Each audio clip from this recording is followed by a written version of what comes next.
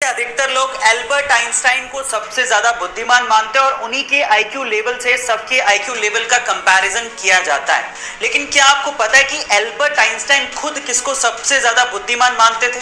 चलो मैं आपको बताता हूं। एक बार किसी रिपोर्टर ने एल्बर्ट आइंस्टाइन से पूछा कि सबसे ज्यादा बुद्धिमान व्यक्ति होना कैसा लगता है, क्या आप बताएंगे? तो उसके ऊपर जो एल्बर्ट आइंस्टाइन ने जवाब दिया वो आप लोगों को सुनना चाहिए। उन्होंने कहा, मुझे नहीं पता, आई थिंक ये सवाल आपको निकोला टेस्ला से पूछना चाहिए।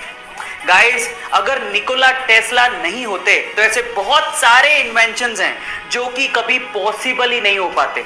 इसीलिए साइंस कम्युनिटी उन्हें सबसे ज्यादा बुद्धिमान और जीनियस मानती है।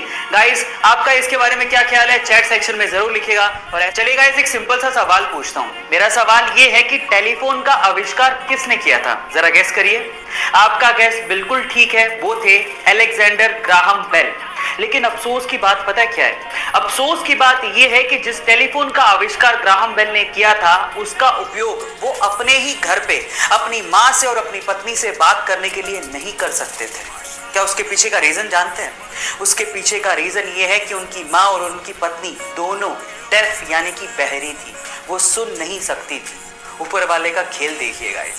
क्या आपको इसके पहले तक ये बात पता थी? और अगर नहीं पता थी तो चैट सेक्शन में जरूर लिखिएगा। और ऐसे अमेजिंग वीडियोस के लिए YouTube पे हमारे चैनल को सब्सक्राइब कर लीजिएगा।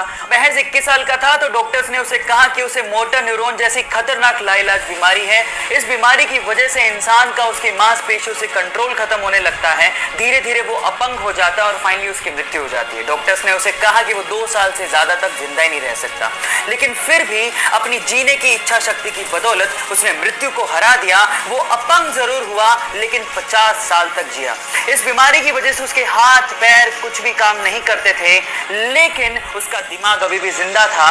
और अपने स्पीच सिंथेसाइजर के थ्रू उसने बहुत सारी बुक्स लिखी, जिसमें से एक बुक थी the brief history of time, और उसने रिकॉर्ड्स की झड़ी लगा दी। पूरी दुनिया में 1 करोड़ से ज्यादा प्रतियां बिकी।